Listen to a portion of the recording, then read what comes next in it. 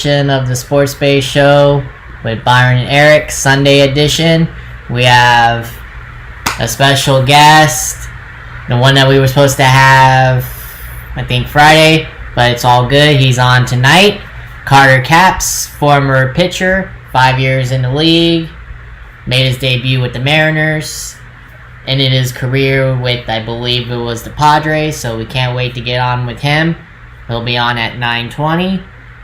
But we got a lot of topics to get to, Eric. A lot. Where do you want to begin? A lot of topics. We could start. I guess we'll start just local with the Rays here and your Padres.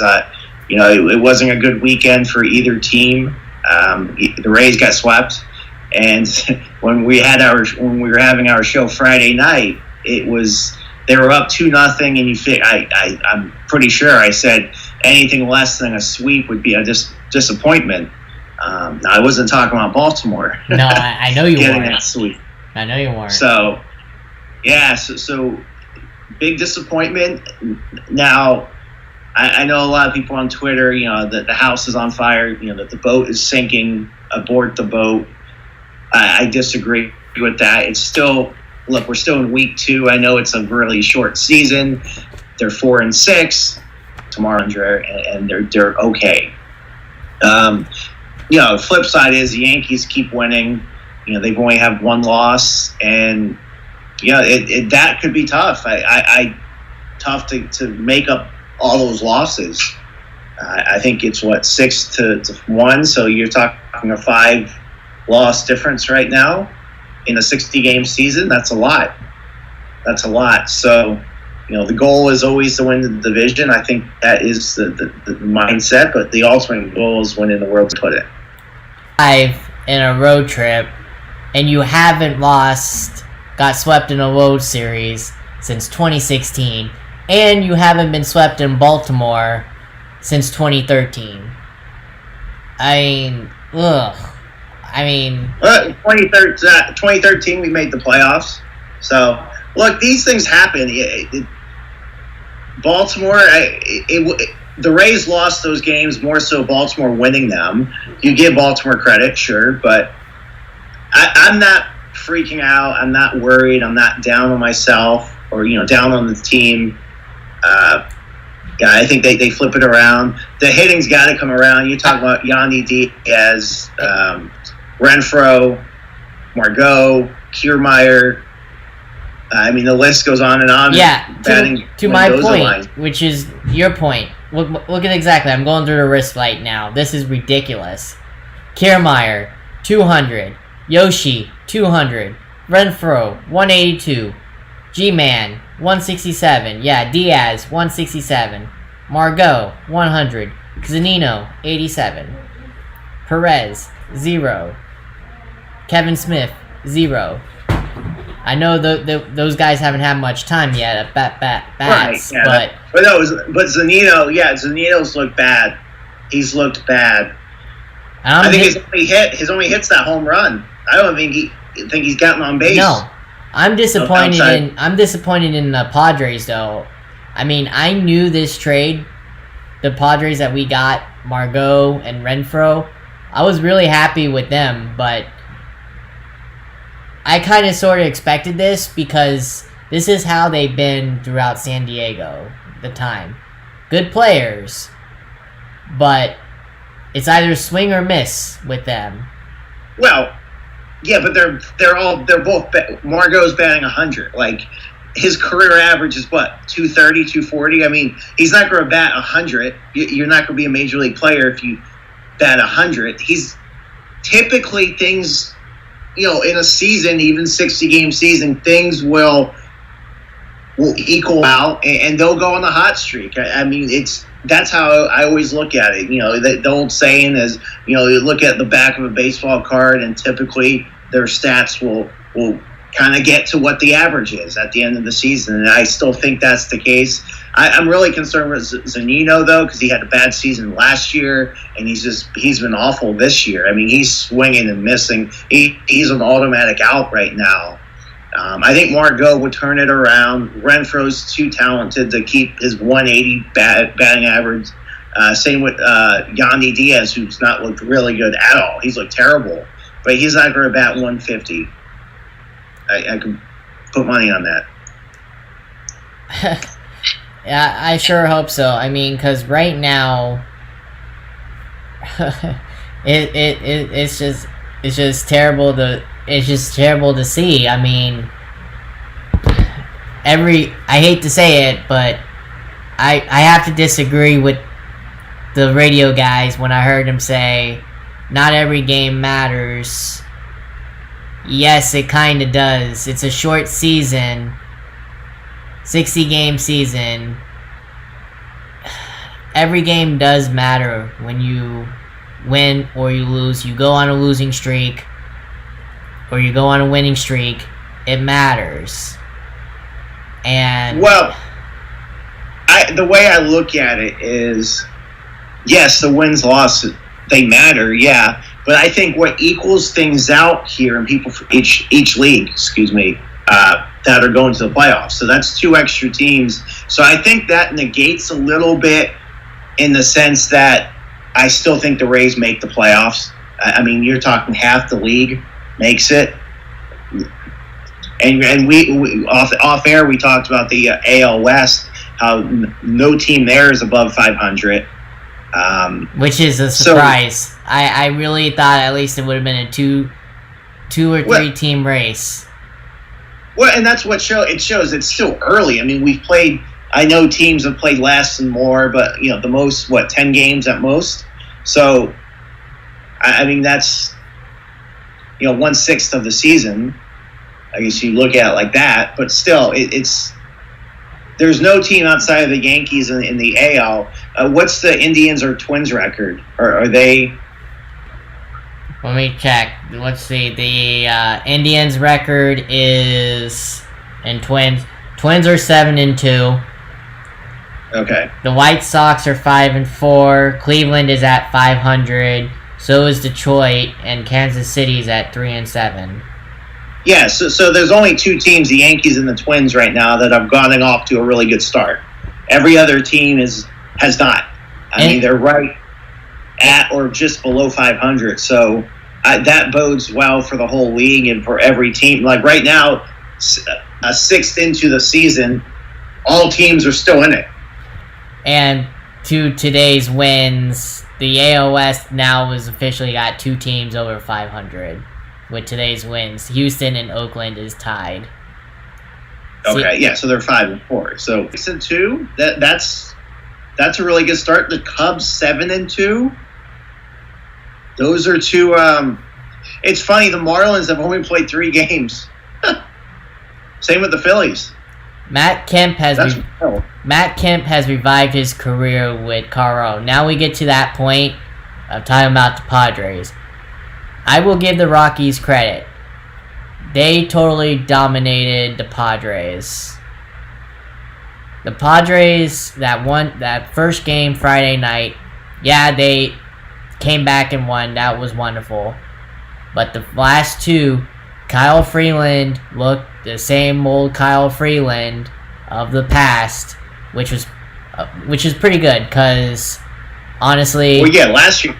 Whole season. He had a bad today for them. He was also up and down too last year, and he was back to his old form. So, and plus you got Matt Kemp, who's revitalized his career there. He hit a home run today. He's with the Rockies? Yeah. He hit a home run today for his first of the year. Yesterday, Rockies, sorry. I'd be honest, I kind of overlooked them. I didn't think of them at all in that division or in that league, and maybe they're the team that, if they have any type of pitching, their lineup you could stack it up against any team in the league on paper, right? Am I No, you're right. With Blackman, Desmond opt out, but Kemp replaced him. If Kemp plays the way he's been, they don't really need Desmond. Well, so then they're one of the best third basemen. Arenado. Yeah, Arenado. Story's on a hot tear right now. Yeah, so they're on a tear. So watch out for them. They are. And if their pitching is back to anywhere what they used to be, if those pitchers are spot on, that division's going to be up for the grabs. For sure. And yeah, to your point, Miami and Philly only play in 3 games, and Miami's in second with a .667 win percentage. What the hell? Oh my god. Please tell me these standings are like, I don't know what this put in place, so they're down games. I mean, these standings blows my mind, so how they're going to finish up these games. So, but yeah, I'm disappointed. The Padres got outpitched, outbeat. The bullpen, who was looking stellar, has been shady and rocky. Stammen has been off and on. Emilio Pagan, oh god, he is not what he was here so far. I mean, I was looking at his ERA. Yeah, it's like 6 something. 6 something. He's given up a blown save. He's already lost once. It's not looking good for him. Yates. Wow, I turns it around. Yates. I mean, maybe he really overexceeded last year, and that's why the Rays were willing to get rid of him, because look, he started in AAA last year with us, and he became one of the better arms in the bullpen. Yeah, true. He was the best until we got Nick Anderson. It was Pagan. And I like what our offense is doing. Hosmer has come through. Yeah, he's out right now with gastritis. I think there's something fishy about that compared to what's been going on, but I'm just going by with what the team has released. Apparently it's just gastritis, so he's out for 10 days. But he was on it. He was on a tear. I don't know, honestly, what gastritis is. I'm just going by what the term they gave for why he's out. Okay. Yeah, thanks, Doc. You're welcome. And I don't play one on TV, so you're welcome. But Myers, if he stays healthy,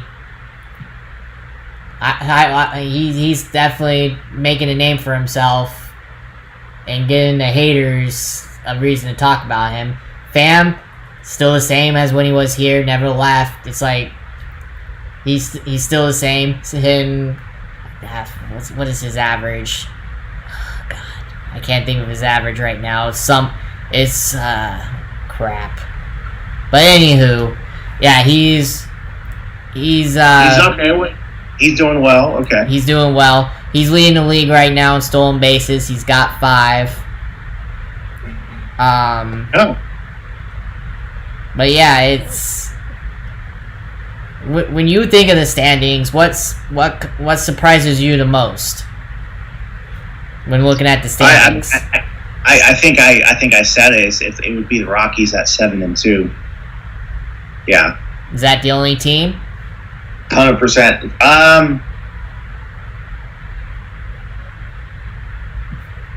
Yeah, I mean, just kind of looking at the, yeah, I guess, Baltimore, maybe Baltimore 5-3, but I mean, they played 8 games. I mean, come on, it's so early. 10 games is not a good indicator of anything. Really good teams that win World Series have bad 10-game stretches. They have bad 15-game stretches, and I don't know. I think a good indicator, it's a good question, a good indicator in this season, because, with the full season, typically it would always be Memorial Day weekend. Yes. It's like that's a good indicator. So that's, 6 weeks in, typically, roughly? Yes. So I'd say for a short season, I would go 25 games, give or take, right? Yes. So I think 2.5 weeks. Yeah, so, yeah, like a week from Wednesday, I'd say that would be a good indicator. I just hope we can at least finish it. I mean, it's not looking good right now. More positive tests coming out we talked off air with the Cardinals. 2 more players tested positive. I mean, yeah, 2 more players, but I think the past few days it's been less of hearing less hearing COVID positive tests than we did, Wednesday, Thursday of last week. So it's kind of quieted a little bit. And so far, it's still just been isolated to just a couple of teams, like these kind of big outbreaks. So that's a good thing. I know we also talked about, I thought maybe there wouldn't be baseball by Sunday, and there is. That there'll be baseball tomorrow. Yeah, 20% of the league was out this weekend. Yeah, I guess 20% of the teams still didn't play, right? Yeah. Yeah, they got to play, right? It's not sustainable having 20% of the league not playing. I know they made that rule change now. Double headers or 7 innings. What's your thought on that?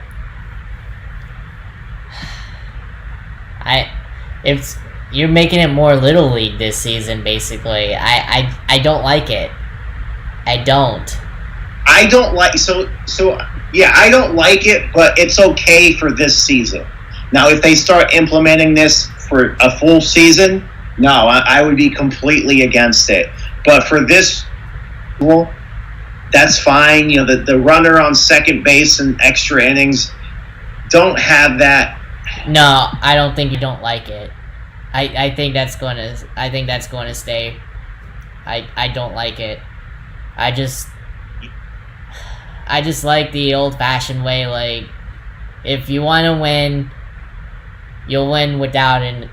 I know there's no advantage because it happens to both teams, but I just don't like it. That takes away from the game, having somebody on second in extra innings. I know you want to speed up the game, but that's not the way to do it. That's not the way to do it. It's not. One thing I guess playing devil's advocate would be it brings back small ball where you can lay a bunt down, get the guy on from second, get him over the third. You got one out, and then a sac fly, that runner comes in. So you could theoretically, you're playing small ball, and you don't need a hit to get the runner in. So I guess people who like small ball, it brings more of that back to the game. Now, I don't see teams like the Rays game last night. The Rays didn't do it. Baltimore did, but that was after the Rays didn't score in the top half. So then it made sense to you had to just get that one runner in. So it brings back small ball. It's people tough. Who might like it. It's tough. I hope they get rid of it, but the way they're talking is I don't think it will. But it's 9:20. You want to get into Carter Caps? Give him a call. Let's do this.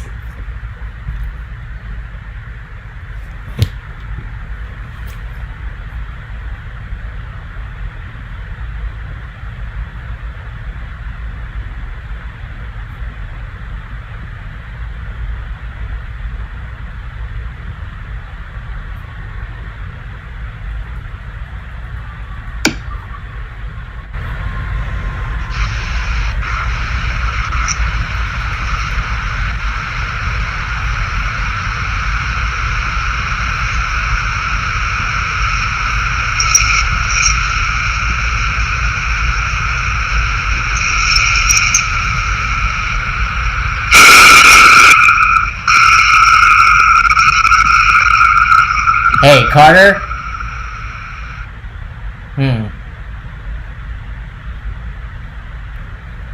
Yeah, I don't know if he can hear us. Hold on. Has been forwarded to an automated voice messaging system. 25293905778 is not available. At the tone, please record your message. When you've finished recording, hang up or press 1 for more options.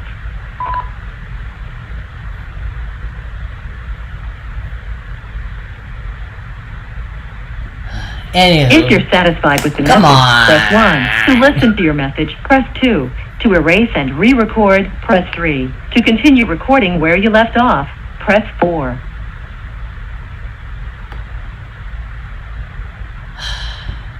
If you're satisfied with the message, press 1. To listen to your message, press 2.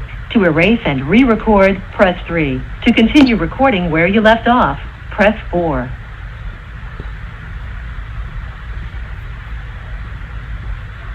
If you're satisfied with the message, press 1. To listen to your message, press 2. To erase and re-record, press 3. We're to going to have to put the recording show where you on left pause, off, and press 4. I'll call you back, Eric. You want to hang up? Yeah, I'm going to call you back. Give me a Sorry second. you're having trouble. Your message has been sent. Please try again later.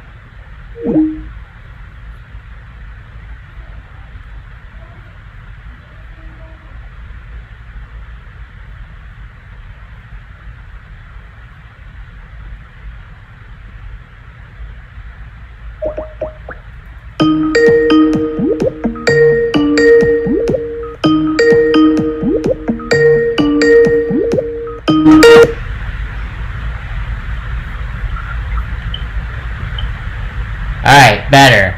I don't know what, it was not removing him from the call, but anywho, let's get right down to it. More positive tests came out. Eagles, I guess, Peterson. Did he not answer? He didn't. It said he kicked him out. He didn't, that was his voicemail, clearly, as it said, and I tried kicking him out to end it, but it wouldn't end. Okay. But yeah, so yeah, I guess Eagles coach tested positive. I don't know what that. I guess that's a good thing before season. I guess because season's about ready to ramp up soon. So I guess that's a good thing. I don't know why that came out, but I mean, I don't know. So, and you were saying earlier, think you'll be able. No, I do not get to go. You do not get to go. You don't know yet, or do you? No, they sent an email out to the season ticket holders last week, basically saying if you want to go, yeah, they're having 25% capacity, so season ticket holders. That it's getting transferred to next season. So this season, you can buy tickets during a pre-sale. So you have to buy tickets for this season, even though you bought season tickets for this season. They're moving it to next season, if that makes sense. So no. So as of right now, I do not get to go to any games. I have to buy a ticket now to go. That's what I was trying to say. Oh, I know. Okay, I thought you said that you get to go. No. So, Okay. do you think the NFL will stand by and let fans actually in the stands? Do you think they will? Yeah, I think 25% capacity is probably what they're going to do. And what's 25% of a 80,000, that's 20,000, it's probably a little less than 15,000 people in a stadium. Yeah, I guess that still sounds like a lot. I don't know. Yeah, I mean, we'll have to see what it looks like. I mean, it's already August, so the season starts. It's crazy to think football starts in about a month. It does. That's crazy to think. It didn't hit my brain until now. And preseason would have started this week. Yeah. So. If we had preseason games. Yeah. Does 15,000, 10,000 people get to go to see games in person? I don't think so right now. Because you kind of put it like that, like 15,000 people, that's a lot. Yeah, but can you socially distance them? No. No, I don't think you can. So, that's a tough one. I mean, I would love to go. I would love to go to games, but I just don't know if you want to take that risk, though. I mean,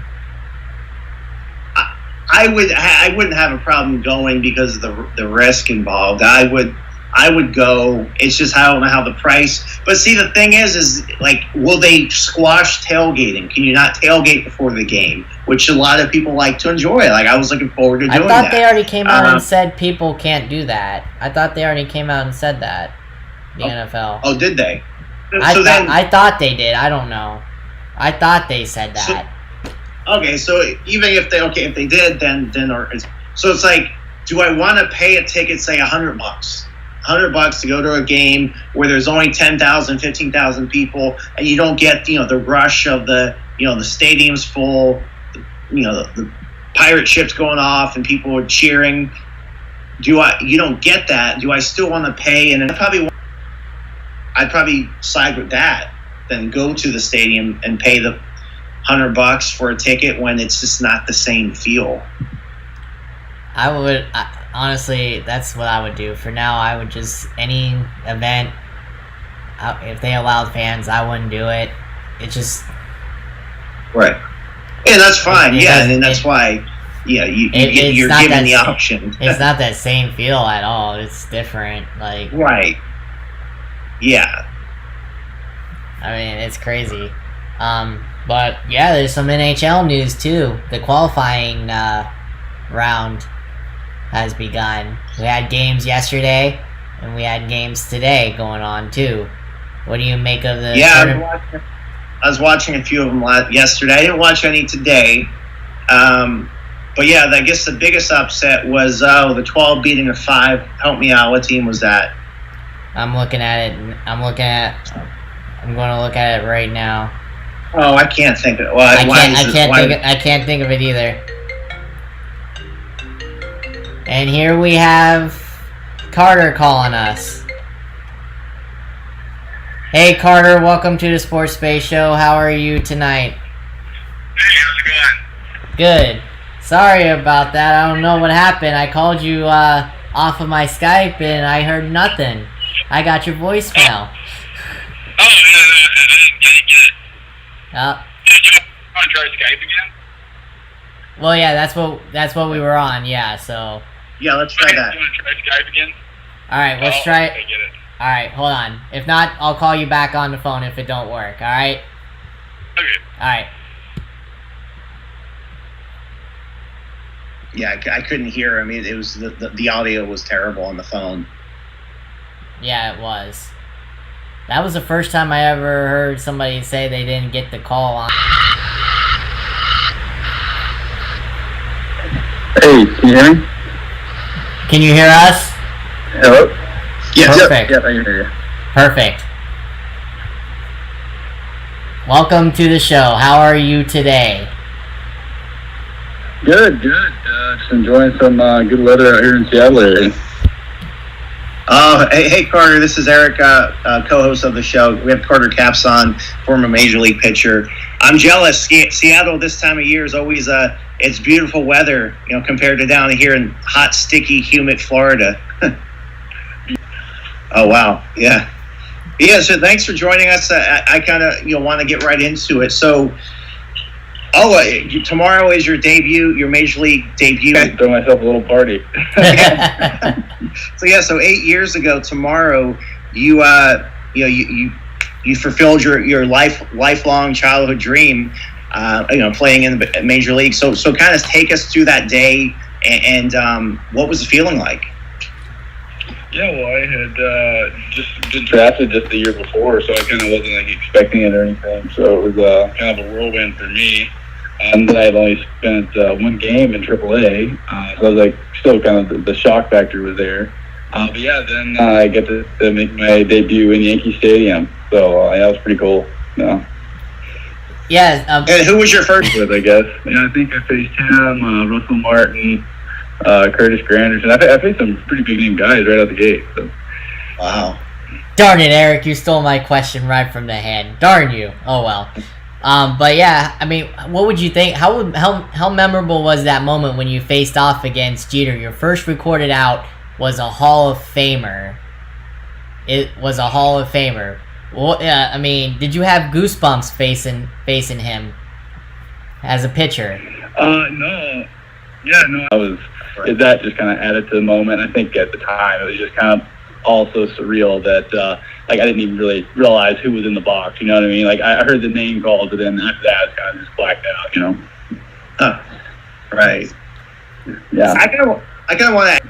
So take us through that, and what's it like getting traded mid-season, and just you're going to a different organization who maybe has different views on analytics and pitching styles. So what was that like? Yeah, so it was a pretty big trade, and at the time I had started throwing, picked up a baseball and throwing the week before. So I was pretty well into my Tommy John rehab, basically halfway through. So I was just shocked that they had traded for me, knowing I couldn't pitch. So yeah, it was pretty crazy. And then we had the whole return the player deal with Castillo, and I guess it would have been Ray. So that was crazy. Yeah, that was honestly a crazy week. Just getting there and then not sure if I was actually going to get traded back or if the trade was going to go through or what. Yeah, and it's funny. I think the only player remaining in that trade that's still with the team, correct me if I'm wrong, is Josh Naylor, who's been improving in the big leagues. The other guys are either gone or on a different team, like Cashner. He's on. I don't know where he's at. He's on another team. Colin Ray. I don't think he's with them. Anything from any of these players anymore. It's crazy to think. Well, trades work. Just nothing happens, and then you see a minor league player to be named later, and it turns out to be David Ortiz, right? So it's there's both ends of the spectrum. There's both ends of the spectrum, Yeah. So I kind of want to switch to. Do you think that they should have been punished? I mean, do you have an opinion on that? Yeah. I mean, honestly, it just kind of again is a shocker. I mean, I wouldn't have thought. I don't know all the facts. I just know what was released to the public, obviously. But it was kind of a very brazen thing to do, right? And just kind of shocked me, honestly. And then, I would have liked to see a lot heftier punishments brought down. But they had people that are much smarter than me that made the decision. So it is what it is at this point. But I think it definitely put a little bit of a bad reputation to the game. I mean, I don't agree with that. Now, onto that, since my colleague did bring that up, I gotta ask you, as a former pitcher in the league, what did you think of Joe Kelly's 8-game suspension? Do you think it was fair, or was it foul by Rob Mansford to hand that out to him and not punish any Astros?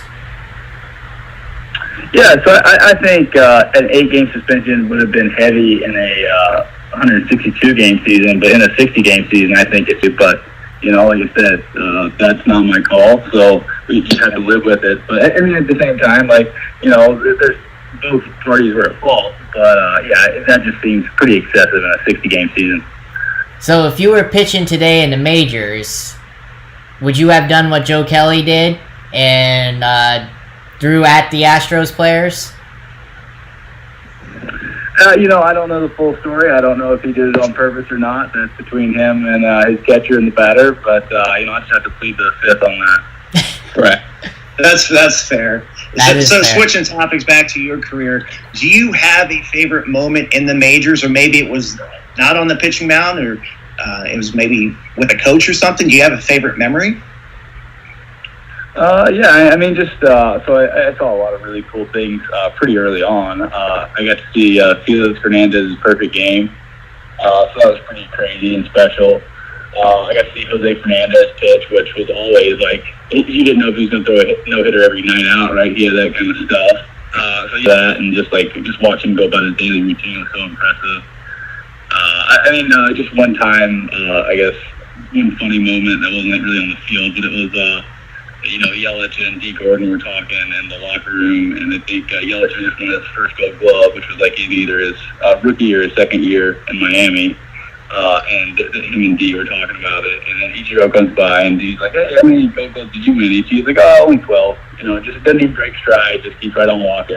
They're just kind of just part of the persona of him. It is really cool. So take. I want to know. Take us through the beginning of spring training of 2013, I believe. I think you were with the Marlins at the time, and you were competing against the closer's role with AJ Ramos. Take us through that competition, and do you think you would have won that role from him? Okay, so that would have been in 2016. Okay. Yeah, no, it was. Yeah, it was definitely a friendly competition, right? Like worst case scenario, right? Like you're the setup guy or whatever, you're a back end reliever. So it's definitely like we were keeping tabs on each other for sure in the outings, and I think he's such a good competitor, and like we're friends. Like so, it wasn't ever like a malicious like battle or anything. But like at the same time, like we both we wanted to be the guy in the back end, and I think it was just great. Unfortunately, I ended up getting hurt that spring training. And he went on to be great that year. So I think he actually won the All-Star. He became an All-Star that year. So no, it definitely worked out for the best. But no, I couldn't be happier for him, and I'm happy he's found a new spot with the Dodgers. Hopefully to stick. And now that you said you went through the injuries and you went through the famous Tommy John surgery, did you feel you were a better pitcher before or after you had that surgery? Definitely before. Yeah. Yeah, no, I never quite regained my velocity after.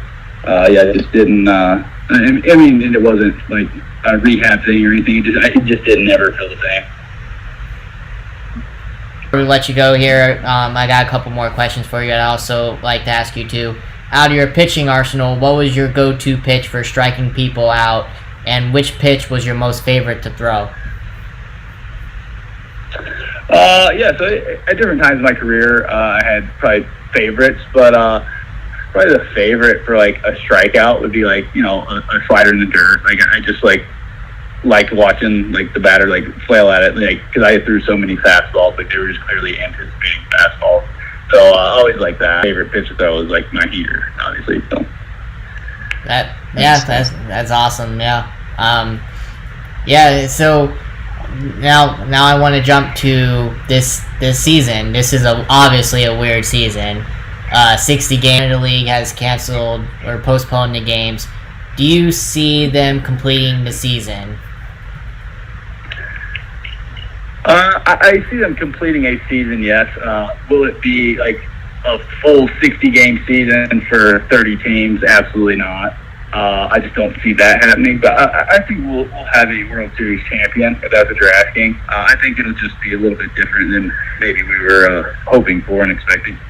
So do you have a prediction on who you would like to see in this weird World Series? Honestly, I'd like to see like a low market team in there. I'd like to see like the Padres or the Marlins, to be quite honest. Like in the Mariners too. Just like a team that like maybe can get hot at the right time. I mean, because if you get hot in this short season, like you could easily be a front runner, right? Like you're not even talking about a wild card if you get hot for 20 games. That's a third of the season, so I mean, which is very doable. I would like to see a team that doesn't have like a bunch of marquee guys just kind of come in and put something together. I think that'd be really fun to watch, and it's kind of like level of playing field somewhat, I guess. Like for those rosters that don't have that depth to make it 162 games. Now, we see a lot of players opting out for this year. Well, I'm fortunate. Like I don't have any like myself or any family members that I would be in contact with during the season that would be at risk. So I would say personally I would be playing, but I totally understand those guys that like have wives and kids and are potentially adopting or have an at-risk family member that they're close with. Like I totally understand, and it's kind of like a good thing too, right? Like it just gives somebody else an opportunity to step up that maybe would not have been able to play at all this year. So I mean, I think it's good for both sides, really. Yeah. Right. Yeah. Yeah, I agree. Before I let you go, I kind of want to ask you, as a former pitcher, with the whole extra inning rule where runners on second base, what's your thoughts on that? I know some relief pitchers have come out and they're not for it because why is that man on second? I didn't give up a hit type of thing. Yeah, I mean, for me, it's like, okay, like there's a guy out there. It's my job to not let him score. Like it's regardless of how he got there, right? Because if I get inherited runners. I got to take pride in getting inherited runners. and not letting him score, right? Because I'm helping a teammate out, like I'm helping the team out. It's just like a sense, like, yeah, I came in with, like, you know, something going against me already, and I just kind of overcame it. And I feel like I would personally look at it like that. But yeah, I mean, it does suck to have a guy out there and you lose a game, but he's not your earned run. Like, so, like, you still have to pitch, right? And it's the same as coming in with an inherited runner. The other team's playing with the same rules as you are. You know, you're going to have home games too. You're going to have away games too. So, it's going to be, you know, I think it's going to equate out. Right. That's fair. That's a good answer. It's fair. So my last and only question left before we let you go is, with the game changing to, and you can say it too when you played, with just a home run ball, strikeout, walks as the only way of the game going, do you see it changing back to the way of small ball? Like, get the run over and all that. Do you see that changing in the game? I mean, that's an interesting question. I think baseball is pretty cyclical, right? Like, so we're kind of getting away. We're in this little span where we're kind of getting away from, you know, guys throwing sinkers and really pounding the bottom of the zone. You see a lot of high fastball spin rate, high spin efficiency guys, you know, getting out to the top of the zone. And as that, like, league average creeps up of fastball vertical breaks, so like right now the league average fastball vertical break is like 14.3 or 14.5 or something like that. So, like, as the average creeps up, as more guys get better at throwing at the top of the zone, I think we're going to see more guys start throwing at the bottom of the zone again, right? And more guys trying to cut it, and more guys just trying to, you know, flip off speed in. I think as the whole idea behind the game, right, is a game within a game, right? It's a batter and a hitter competing as well as two teams competing. So I think as the batters make adjustments, the pitcher's going to make adjustments. And I think that's kind of just what you're seeing play out a little bit right now, right? We're kind of in that in-between where guys are just getting all together, team opportunity to score an easy run. So, I mean, I think we'll see some sort of small ball come back. I don't think it'll be like bunting and hit and run all the time. But, I mean, like, the stolen base is still very much going to be a part of the game. Being able to hold runners, stuff like that. Yeah, definitely. I'd like to see that come back in the game because I'm tired. I don't know about Eric, but I know I am. I'm tired of seeing just walks, strikeouts, home runs. I'm tired of that. I want to see small ball, get the runner over, single them in, double, triples. I want the old school stealing. I want that. I that's the game I grew up on. I don't want none of this no more. Yeah. And I think you have to take into consideration too, though, how much harder guys are throwing, right? Like, it's just harder to get a hit than it used to be, and that's just the way it is. The fastball velocity average for Major League has gone up like a couple mile an hour in the last few years, and stuff's just getting better, right? Like, it seems like every other day, you know, you've got a back end guy that's throwing 100. It used to be like hard throwing with 95, you know, and it is still hard, but it's not like that guy hasn't seen that. And every bullpen right now has an arm that can throw 95 plus. And it didn't used to be like that. So, I mean, you're going to have to understand the game is changing more towards these, like, specialized, like, really good athletes that just do, you know, maybe one skill really well. And, like, that's kind of what you're seeing play out right now. Yeah, definitely. I agree with you on that. But it was fun talking ball with you. I appreciate your time for coming and joining us. We appreciate it. We'd like to have you on again sometime in the future if you don't mind coming back on. Yeah, just let me know. I'd be happy to talk baseball with you guys. Perfect. Glad to hear it. Sounds good. Thanks, Carter. Thanks for joining us, Carter Capps, again, former Major League Baseball player. Thanks for joining us. You have a good night, and hope to talk to you again soon sometime. Yep, sounds great. See you. So that was an interesting conversation there. Yeah, it was. I mean, from a mind of a former relief pitcher, I mean, it sucked that he was hurt, but I mean, he was. So when he said those Marlins teams, and I love this is kind of why I like interviewing different people, because they bring up something that you don't really.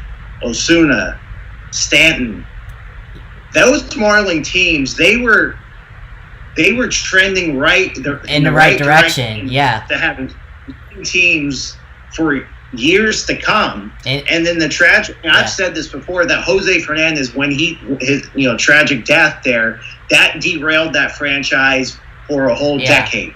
And that was a story I didn't expect him to get into, but he did. He brought it up with the whole D. Gordon situation after that, with what happened. I mean, that blows my mind coming from him. I mean, because he was a part of that locker room after that happened. And D. Gordon crying emotionally as is. Stealing that base. Coming home. Coming home. Hitting a home run that game. Coming all the way home crying. I mean, hearing those stories, that team could have been special. But all that derailed it. Yeah.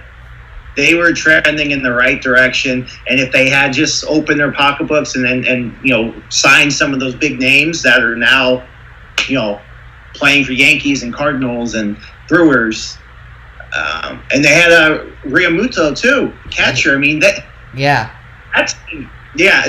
team. Yeah, it's tragic what happens to Jose Fernandez, and it's just to add on, it's tragic, what happened to the Marlins franchise thereafter too. But they're coming back. Their farm system it seems like they're doing the right things now. I kind of like to see the Marlins be competitive. Jeter's got a hold of them, and I think he'll do just fine. I really do. He's got that winning mentality in him because he was with the Yankees all them years. He's got that winning mentality. I think he can bring them back. I really do. I think they're doing a good job. I really do. Their farm system, I think, is top 5 now. And they were willing to spend and go out this offseason, get some people. Granted, they're like not that big of names, but still, granted. Yeah, they got some money. I mean, they signed veteran players who are good players. I mean, they're not going to change a roster. Not going to change them making the playoffs or not, but no, they've done better after what happened. Yeah, that was definitely my favorite story that he had. Plus, my other favorite story was him being involved in that 6-player trade, and how hardly any of those players are still in the league except for one player. And that's Josh Naylor of my Padres. And he kind of funny thing he brought. I think Naylor was that to be named later, if I remember. I'm not 100% sure, but maybe that's kind of said that. Okay. But yeah, it's funny how he said that, and it's true. And his first recorded out was against Derek Jeter. I mean, come on, that's legendary in itself. And I mean, you heard it from himself. Just adrenaline rush, his debut. I mean, right. That's funny. He's like, he didn't care who was at the plate. He was just like all hyped up, and he spoke very honestly, and that's he was in the major leagues. Yeah, so. Definitely. But yeah, it was great talking to him. Can't wait to talk again soon. But as we were talking about before, let's get into the NHL games, shall we? Because that's what we were heading towards before he called us. We were on that 1-12 seed that went through, you said? We were trying to find that out? Right, and actually I just got an update. There was a game-winning goal, 0.0 seconds. By the Coyotes? Avalanche and the Blues? Okay. I don't know who scored the goal, but I just see 0.01 seconds. That's wild. Nazem Kadri is the player that scored that goal. Gee, I mean, you can't get any closer to the buzzer than that 0.01 seconds. Can you smell the playoffs are here? Yeah, look, and hockey is on all day. I watched quite a few games yesterday. Literally from noon to midnight, you got games on. And according to these pictures I'm seeing, what they did with the fans in the background too, what the NBA did, it looks like they have It looks like they have what the NBA's doing with the video crowd or something. That's what some of these pictures look like I'm seeing. So, right, for the NHL you're talking about? For the NHL, yeah. I didn't see that yesterday. So. But yeah, I mean, I can't wait. Plus, the Lightning are back. What is it? Tomorrow or Tuesday? You said. Tomorrow, 4:00, and then again Wednesday at 4:00. So. Yeah, I mean, you can't go wrong. All day hockey. I mean, the playoffs are rolling. I mean, it's an exciting time right now. I mean, you have all these sports going. NBA. Yeah, it's a viewer's paradise. It's a pick your poison, as Dan Patrick said. I don't know what to do with myself. Got so many games to watch. Yeah. But one thing, too, we need to also talk about, too. We talked about it a little off air, and we need to talk about it now. What do you think about Cespedes and what he did with the Mets? I think it's par for the course with him. He's flaky. He comes off as not being a good teammate. Obviously, I don't know what he is in the locker room, right? But he comes off as not being a good teammate, and it's not surprising. I think if you had to guess one or two players to do something like this, you'd probably guess him. And Puig. And Pre, yeah. I mean, Pre as well. Yeah, so I think it's not surprising. Just up and leave. And go figure to two Cuban players. To two big Cuban players. I don't know where you're going with that. Well, I'm not going anywhere with them. I'm just saying, there happen to be the ones that got away from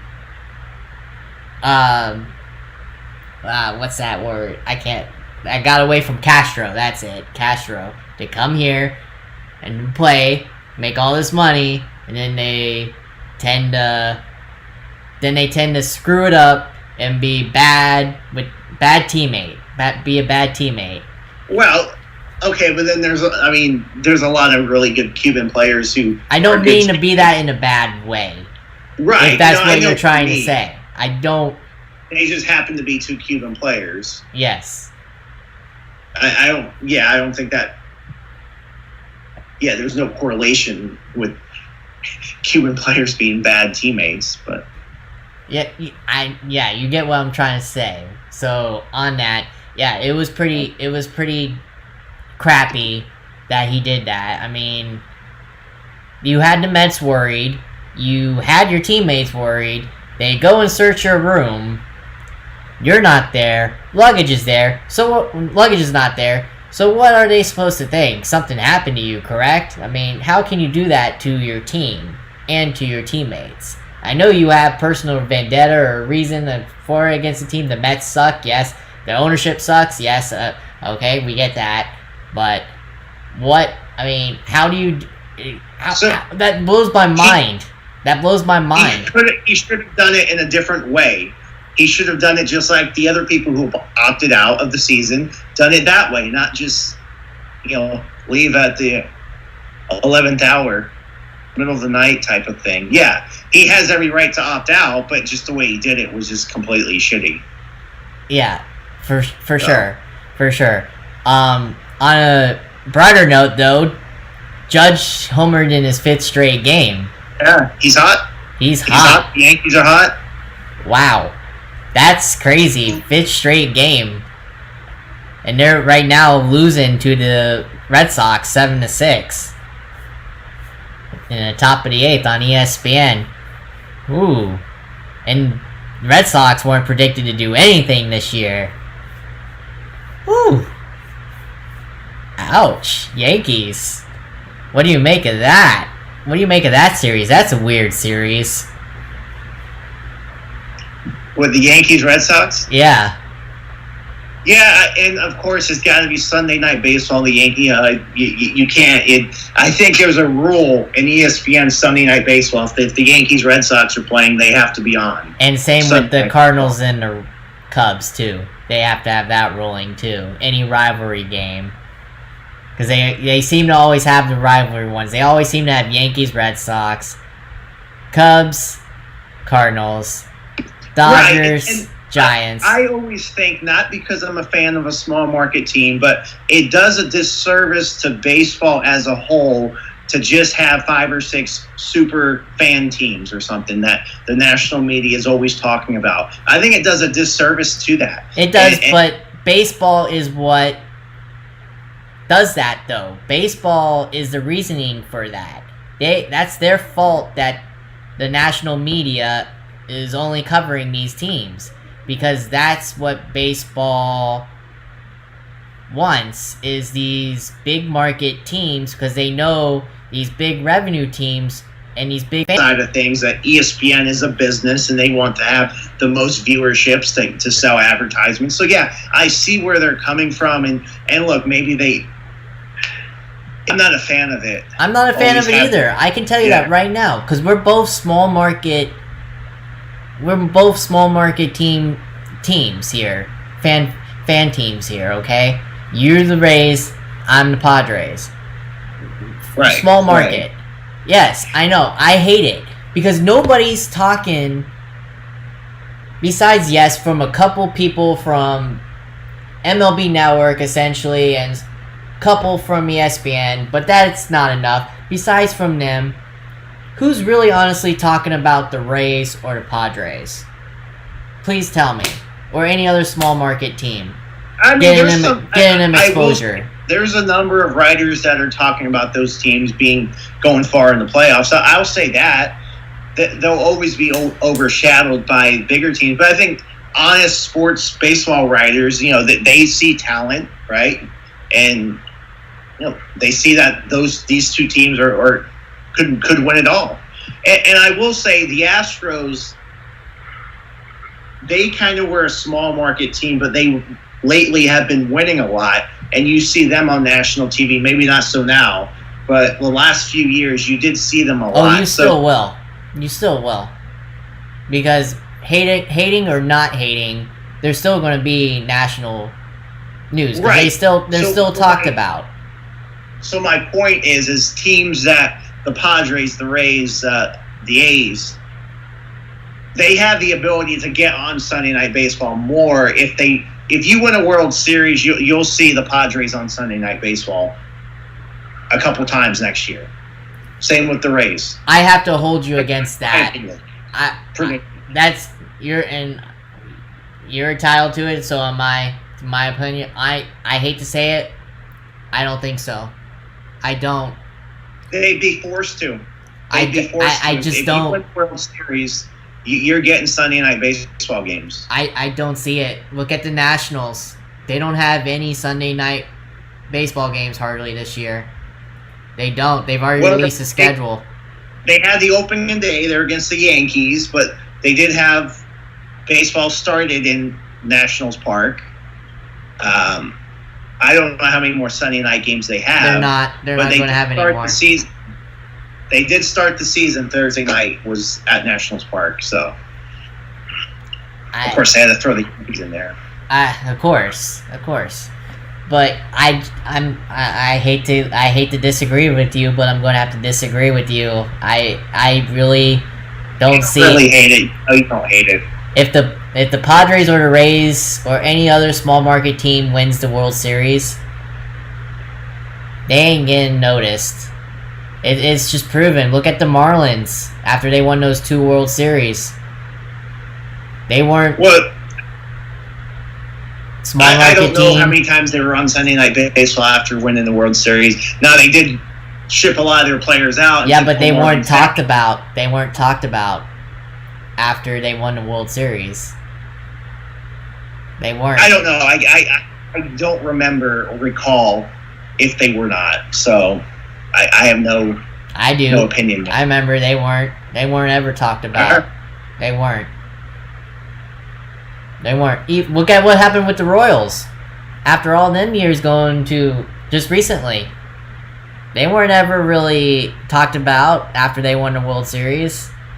And they've been to all them championship series. About it, and I'm sure they were on ESPN much more after one going to the World Series and then winning the World Series. ESPN has a biased agenda to get whoever's more popular. Yes, is it bias? Now I'm like almost defending big market teams here. It's not really a bias. They're a business and they want to have the most amount of eyeballs. I get that, but that does not help the game, no. That does. If you're trying, your league for that matter, any other sports team, this is where they need to step up. I get the fact it's a business. I get the fact they want to show the big teams. I get that. And the money. I totally understand. But you need to also show these low market teams more than what you do now. This is where ESPN is a biased agenda, and they need to step in these sports leagues. Okay, so I think two things. I think Major League Baseball does a terrible job at marketing their players. Yes, they do. I agree on that. Now, ESPN and Major League Baseball, though they have a partnership, right? ESPN's, their prerogative is to just get the most amount of eyeballs to watch their game, their broadcast. Major League Baseball is not doing themselves a favor by marketing players on small market teams. Correct. They do a terrible job at that. Correct. Awful. Yeah, they do. And it hurt. I think it's hurt the sport. It does. The viewership and things are going declining for baseball, and they're thinking it's the rules. Let's switch the rules. I don't think rules need to be changed. Why don't you just do a better job at marketing your players? Because please, tell me. There's more talent right now than there ever has been in the game. Besides from the regional networks, okay? Besides from the regional networks, please tell me what the casual fan, when they tune in to see a baseball game, and all they're seeing is these big market teams, and that's all they're seeing, okay? That's all they're seeing. How this is why I've slowly turned off from ESPN, and now I'm trying to get off of MLB Network because they're slowly going into that market as well, where they're only showing big market teams, pretty much. I don't know if you've seen MLB Network lately, but that's the way they're pretty much going to right now, is what ESPN's going to.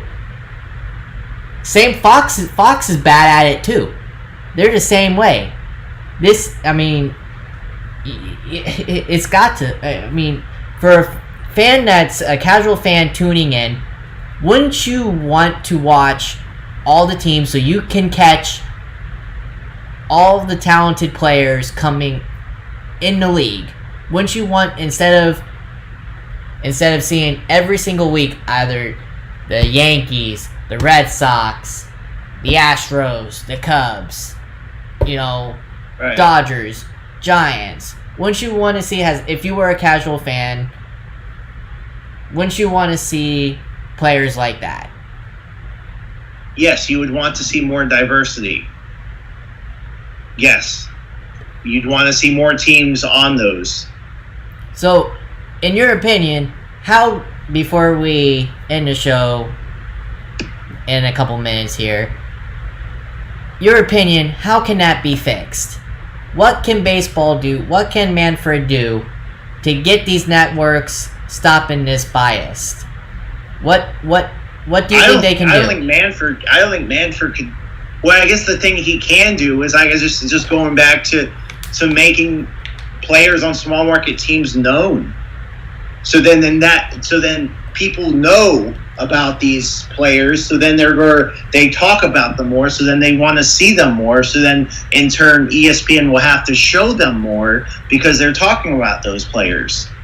But how does he fix it, though? How do him and the owners fix it? That's a good question, and I would have to think about. I haven't given that much thought. Yeah, that's what's the solution there? I don't know. Well, that's something we can think about, and we can talk about it for Friday's show.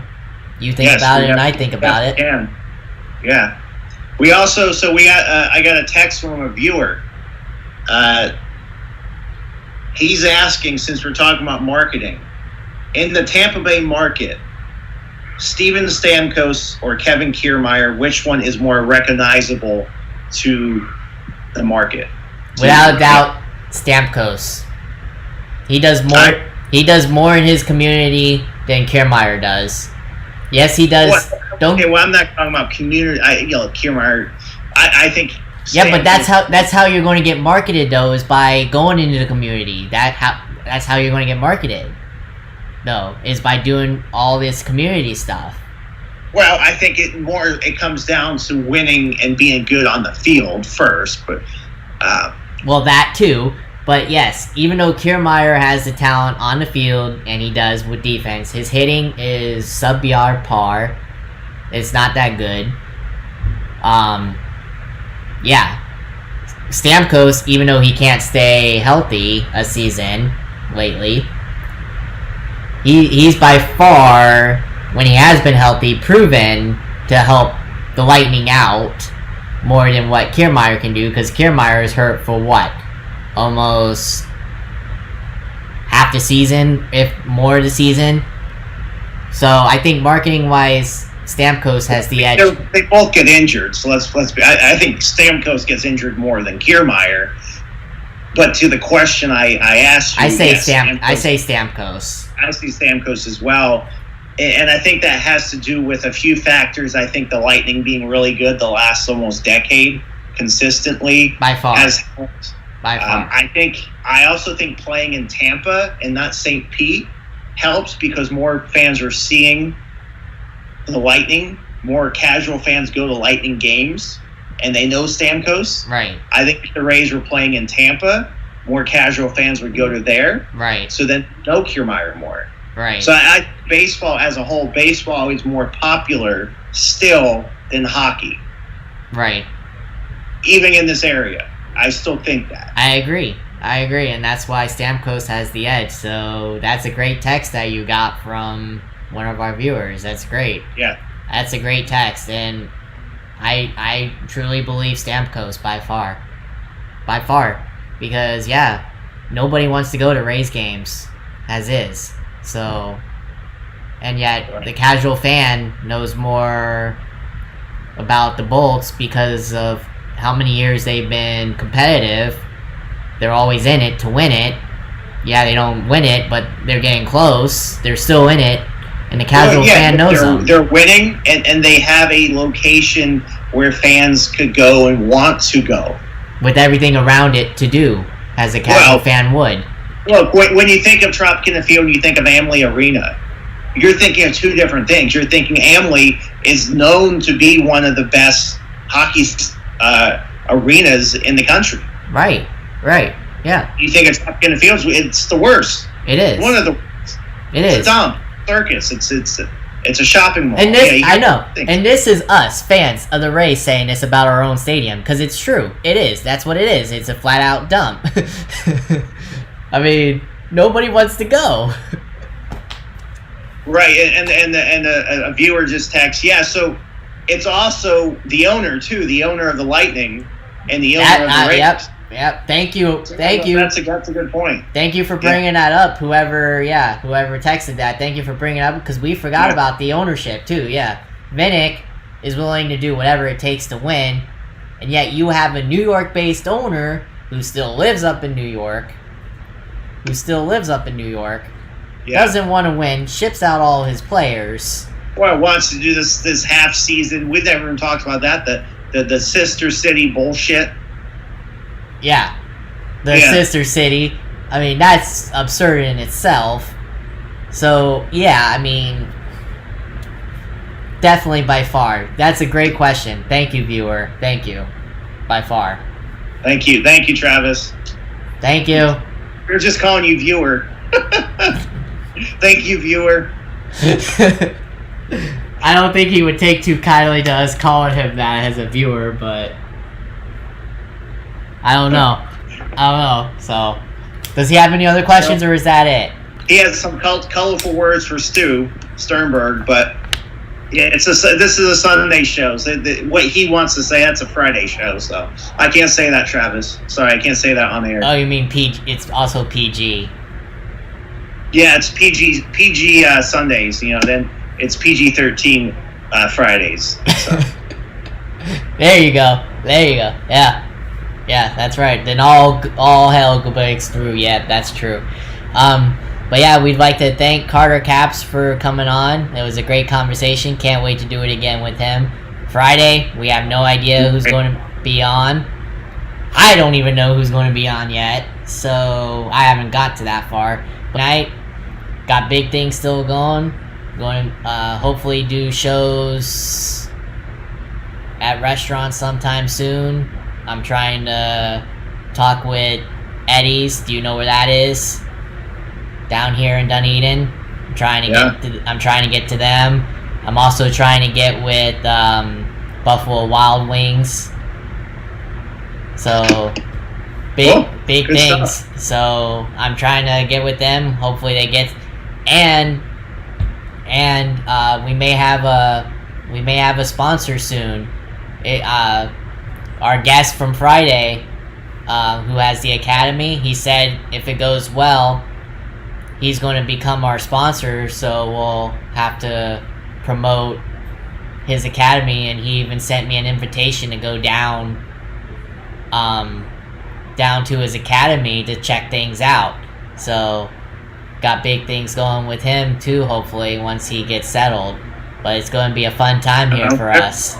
So sounds good. Yeah. Follow us on Facebook at the Sports Base Show with Byron and Eric. Our Twitter page as well, Sports Base Show with Byron and Eric. Anchor app, same thing. All available podcasts, Apple, Google. I can't think of the others, but same thing, Sports Base Show with Byron and Eric. Our YouTube page, Sports Base Show with Byron and Eric. But yeah, it's a fun time just to talk baseball. We got fun time to talk hockey, basketball. I know we don't cover much of it, but it's going well, from what my understanding. Yeah, I mean, MLS is going well, so it's a fun time. And you stay safe, I'll stay safe. Same time, same place, Friday night. Have a good night, Eric. Good one. You too. See ya, everyone. See you Friday.